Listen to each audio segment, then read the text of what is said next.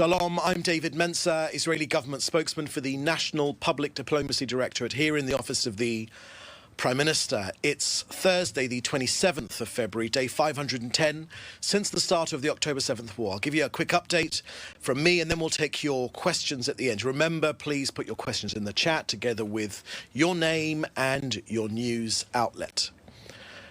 Firstly, on the release of 4 of our murdered hostages last night to Israel after 510 days in Gaza, I can confirm the completion of the forensic identification process by the Health Ministry National Center of Forensic Medicine, together with the Israel Police and the IDF. The families and loved ones of Ohed Yahalomi, Tzachi Idan, Shlomo Mencer, and Itzik Elgarat of blessed memory were murdered. Ohed Yahalomi, Tzachi Idan and Itzik Elgarat were murdered in captivity inside Gaza. Shlomo Mencer was murdered in the October 7th, 2023 massacre, with his body taken into Gaza and held there. These forensic results were augmented by our own intelligence. Their bodies have been returned for burial to Israel. To their families, the Prime Minister said that as a nation we are in pain, together with you, that our nation embraces you and that our nation shares in your mourning. With these releases, here is the status of our hostages still held by Hamas. 59 hostages currently remain captive in Gaza, the living and the deceased. Israel has returned 195 hostages. The Prime Minister again confirmed the moral and the ethical obligation to do everything in our power to return all of the hostages, every last one. Next to Syria.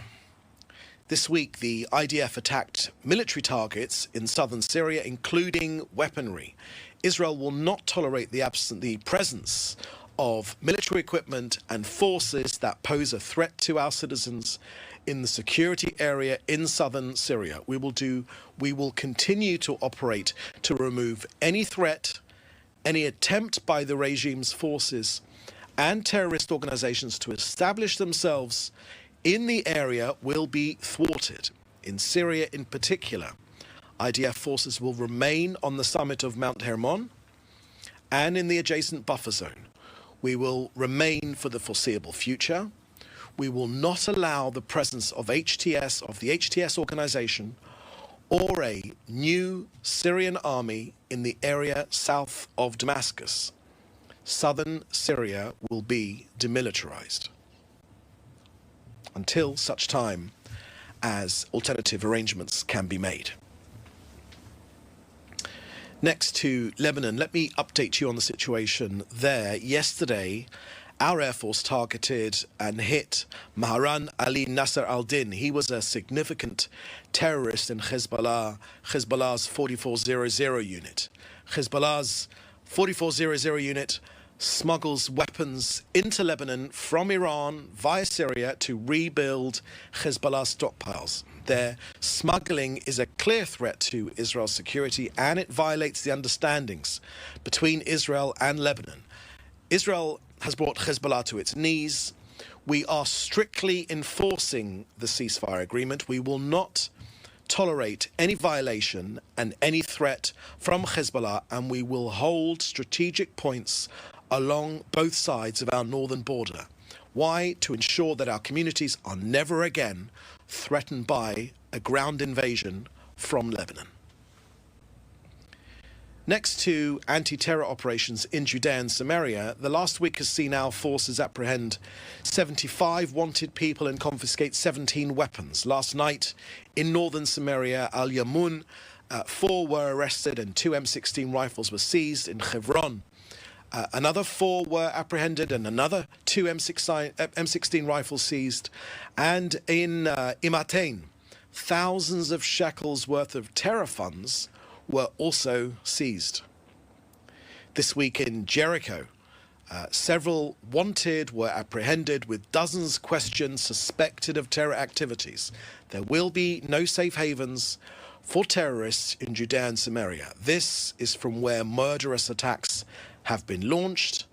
Iran and Hamas want more IEDs, more terror, more shootings, more suicide bombings. Israel is preventing that escalation. And finally, with the approach of Ramadan here in Israel and around the world, it remains a source of pride for all Israelis that Israel's Declaration of Independence explicitly protects freedom to practice religious beliefs, freedom for all faiths and worship, regardless of one's religion. So, whether Jewish, Christian, Muslim, Druze, no matter. The only time in hundreds of years when there has been freedom of religion and freedom of access to holy sites in this land has been since 1948 and the establishment of the State of Israel, and more specifically, since the city of Jerusalem was reunified in 1967. So, every day, over the next month, thousands are expected to arrive into Jerusalem's Old City and the surrounding areas. The overwhelming majority will come to pray and carry out the ancient customs of the holiday. They will be made welcome. Our goal this year, and indeed every year, is to ensure a safe environment for worship, freedom of worship, and we'll be working for the safe and orderly observance of the holiday. Israel prides itself that everyone will be able to mark and celebrate their holiday, including the many hundreds of mosques inside Israel, this year and every year. The government of Israel wishes a Ramadan Kareem to all those who want to worship it peacefully. Okay, so that's the end of our briefing here today. I will now take your questions. Please remember to put them in the chat together with your name and your news outlet. First question here is from Leo Soroka from the Washington Post. According to claims from the Palestinians' rights groups, the UN, the operation of the West Bank is driven more by political considerations than security needs, aimed at the interests of Prime Minister Netanyahu's coalition. How would you respond to that?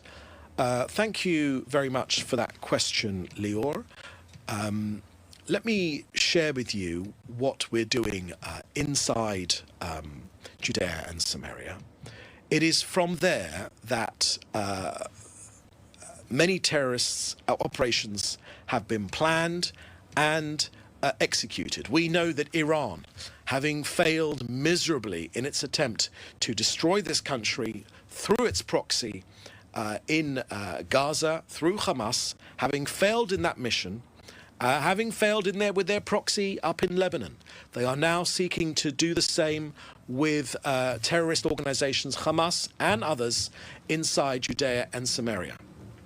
We know this is happening. We know they've tried to step up operations, particularly smuggling weapons from Jordan into Israel, and also to ignite the area. I myself have visited some of the military operations which are happening in Judea and Samaria. Their primary purpose is to ensure that this area is not ignited by Iran, via Iran, through to its proxies, terrorist organizations in that area.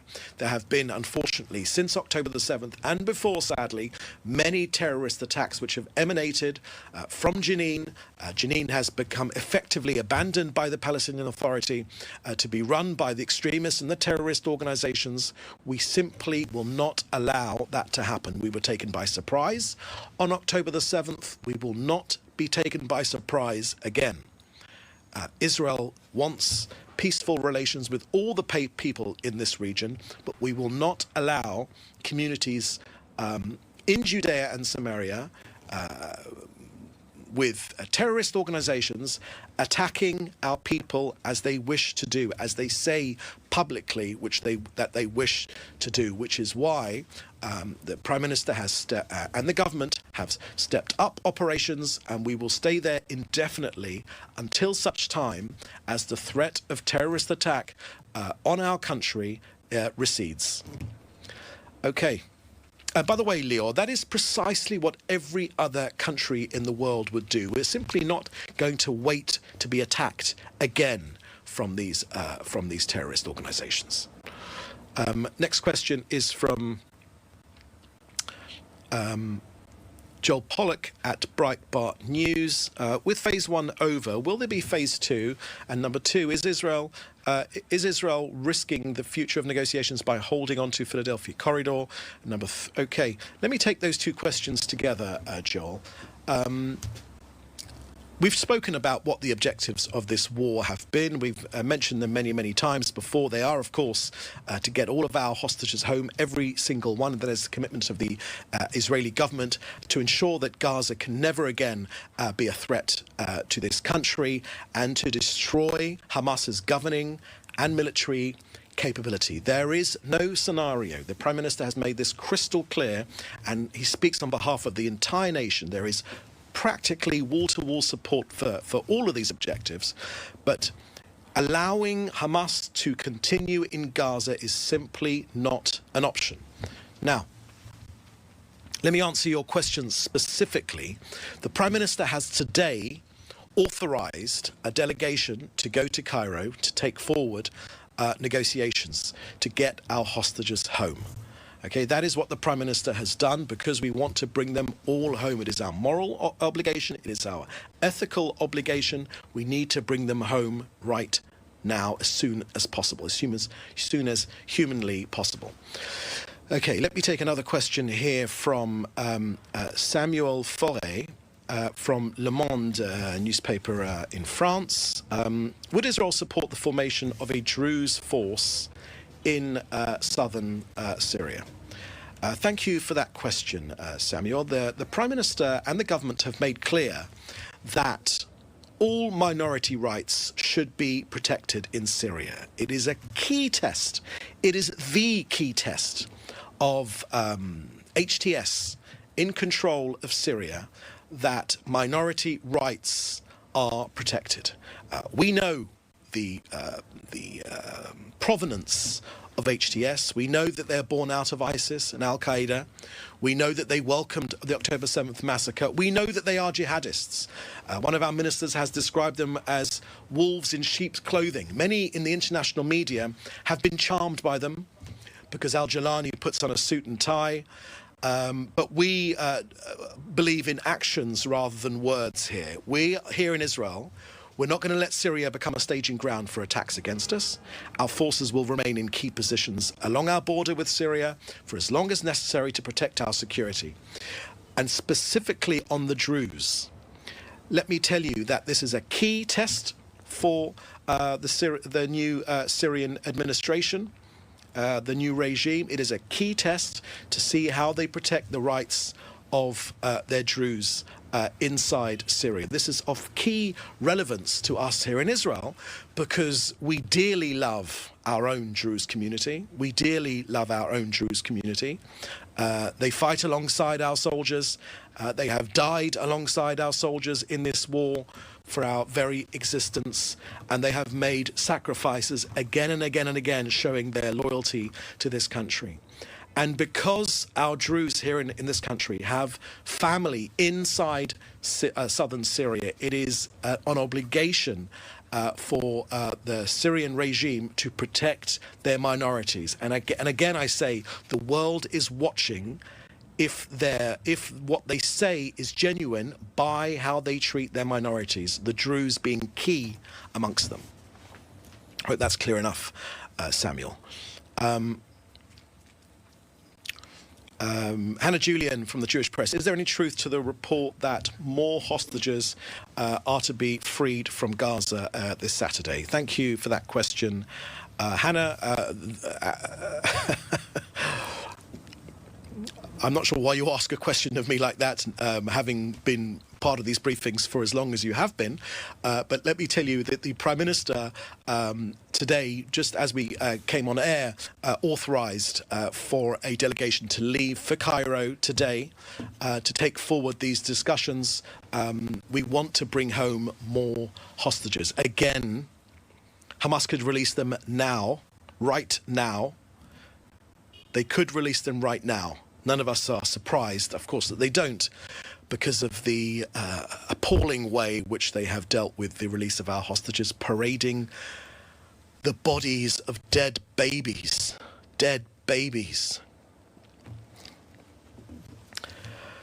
That still shakes me to my very, very core. Okay. Hamas is a genocidal terrorist organisation, and we are trying to get our people out. Next question here is from Hannah Leshinsky from All Israel News, with a declaration that it won't withdraw from Philadelphia. Has Israel officially closed the door on the possibility of phase 2 ceasefire? And second question is the idea of creating a permanent post in the Sumerian refugee camps and preventing the return of their residents. Thank you for that question, Hannah Leshinsky from All Israel News. I believe that I've answered the question on Philadelphia. I've got nothing more to add, particularly on Philadelphia. But as I said, one of our Prime Minister's authorised a delegation to go to Cairo today to take forward discussions. And when it comes to the next phase of these discussions. Look, these discussions on a permanent ceasefire, we've been having them ongoing with our US partners. They've been ongoing for quite a while now. And in reality, you know, we keep getting asked phase 1, phase 2, and etc. These discussions have never really ended. Yes, we know they are difficult, but we are committed to getting all of our hostages home and achieving all the other war aims. And this war will not end until we've met all of our goals in this war. And of course, the ultimate goal is a permanent ceasefire. Hamas must not, will not be in power in Gaza. The future of Gaza must be demilitarized and de-radicalized. That is why the Prime Minister has stated again, as recently as yesterday, that President Trump's plan, his out-of-the-box thinking, are very much welcomed here in Israel. And as famously as Einstein said, repeating the same failed policies and expecting a different outcome is the definition of insanity, which is why we welcome so much President Trump's out-of-the-box thinking. Okay, another question here. If you could just go up a bit. Just go up a bit. There's another question here from Joel Pollack at Breitbart News. South Africa's president, Cyril Ramaphosa, recently reiterated threats to Prime Minister Benjamin Netanyahu in accord with the ICC warrant. Will Israel ask for Ramaphosa and his government to be sanctioned and arrested for their own corruption and human rights violations? Thank you for that question, Joel. Unfortunately, the South African government is repeating the same failed policies of many Arab nations, seeking to divert their own shortfalls, problems, corruption, dictatorial behavior by seeking to promote sanctions or